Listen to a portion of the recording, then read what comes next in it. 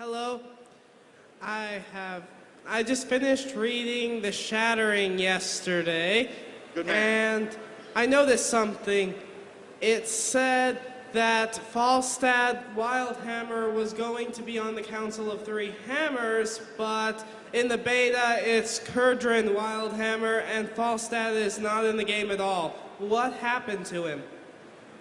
Isn't Falstad dead? From Day of the Dragon? No? No, he survived, and in fact, he was the leader of Airy Peak in Vanilla WoW through Wrath of the Lich King. Right, of course. Right. Yeah, Alex, what's up with that? Thanks for pointing that out. We're gonna get that fixed. Thank you. Bet.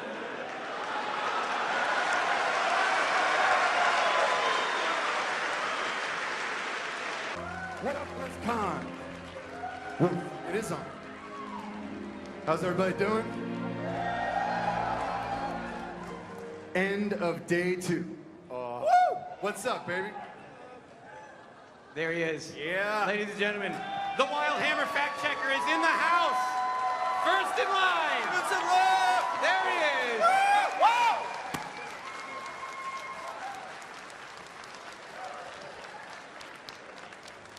It's all right. We brought a blue shirt as backup.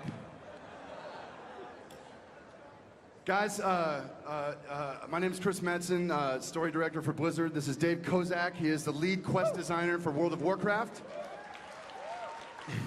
And on our left is Sean Copeland.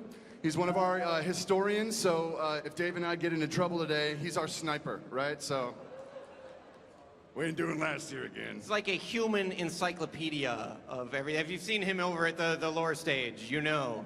He knows. Attaboy, remember it. Guys, we were talking about doing, kind of walking through some story stuff, but given the size of that line, let's just break into QA. Let's just hear what you guys have to say and take the whole time for QA.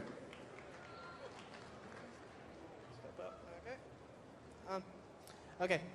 First, I would like to say thank you for everything that happened last year. Like with, well, not the messing you up, but with putting. It was fine. Sorry about It's that. fine. But anyway, putting Barely you, scarred.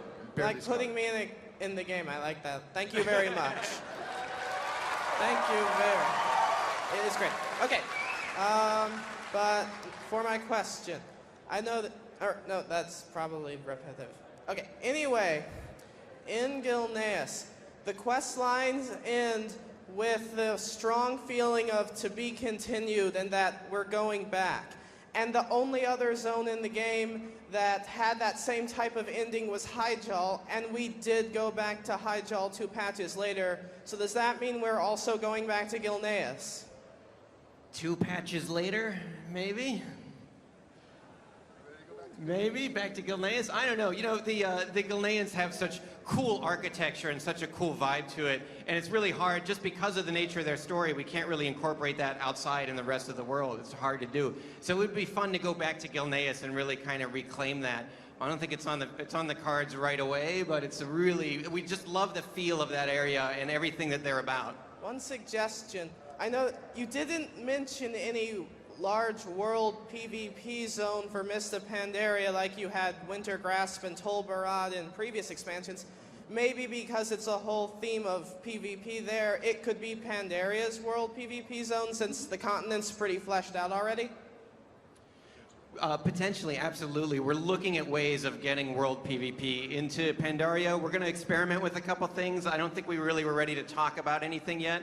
We're looking at kind of ways to reward that, to make that really compelling and interesting. And certainly, as the global conflict escalates, we're going to really incorporate a lot of that into Pandaria. It's going to really heat up in Pandaria throughout the patch cycle. So we have some plans, but nothing to really talk about yet. Thank you very much. Thanks, brother. Thank you. Red shirt guy. The lighting's like perfect. It's just Like a spotlight. Okay, my question is not so much about Warlords of Draenor, but one thing I've kind of wondered about, especially since Pandaria came out.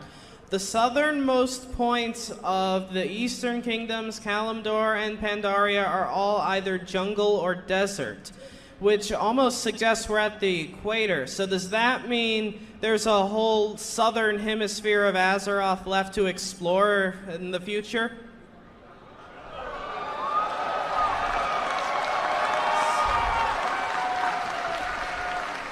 Or maybe the planet is just very steeply angled. A lot of the climate of Pandaria is shaped by Azeroth's unique ocean currents, thanks to the Maelstrom. Trade It winds. creates some different Trade winds. weather. Ah, okay. Yes. Yes. One day, No. let's just say, what did you say? Yes? Ocean no. currents? We're gonna say yes and no at the same time. No, it's a very astute observation. It's crazy. Actually, we actually have argued about this in the studio.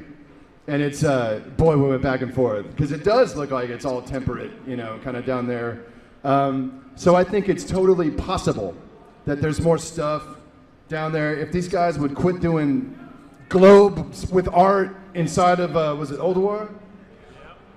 Well, you can't put globes with continents. It's going to look like that's all there is. And you go, no, it's going to look cool. It's going to look awesome. But don't do it. Don't do it because it doesn't look like there could be anything else. Was my argument. It did look cool, though. It did look cool. Oh, on the bright side, there is a good way to work around that. The globe in Ulduar already isn't accurate, so you could just say it's obscured. Exactly.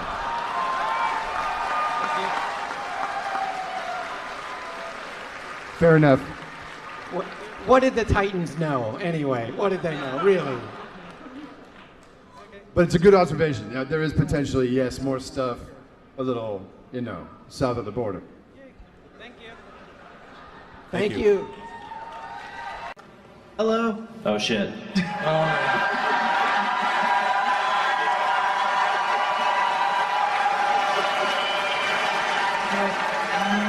Thank you. Hello. Okay. My question is about Farallon.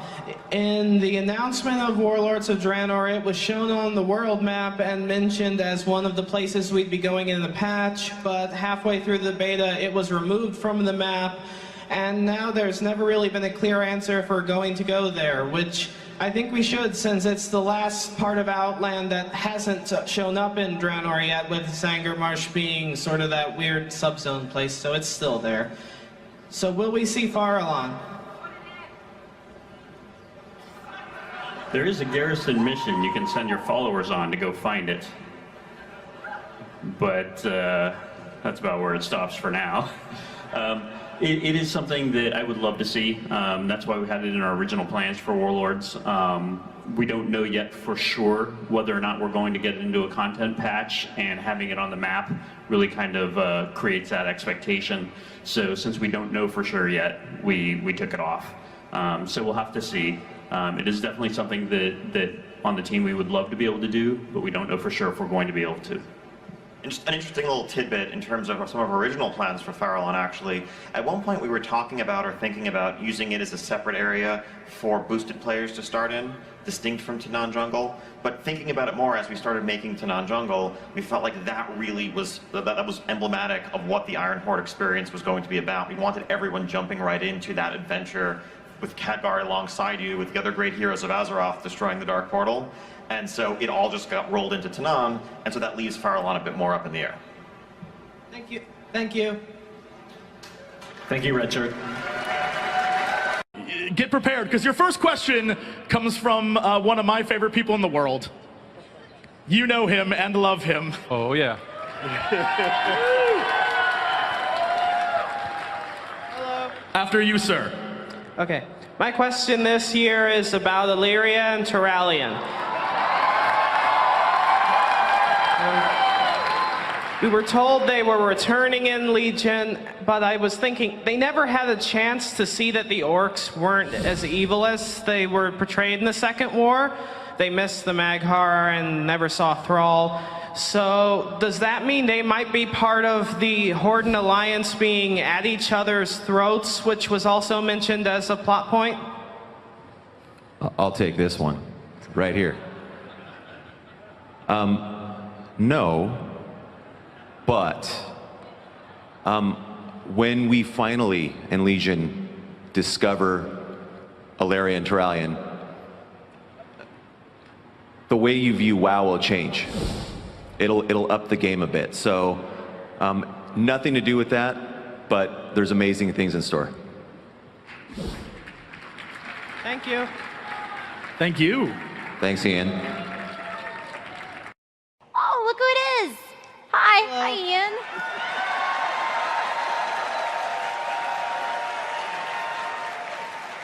He got louder claps than you did. Okay. In Azuna, the Naga are kind of weird in that we don't know why they're there or who they're serving. Khadgar just says, oh no, some Naga have showed up and want the pillar, why? And then Prince Ferrandis says they're working with the Legion, but then we never see them working with the Legion. And now in 7.2, they're in the Tomb of Sargeras, but they're in a different part than the Legion. Whose side are the Naga on?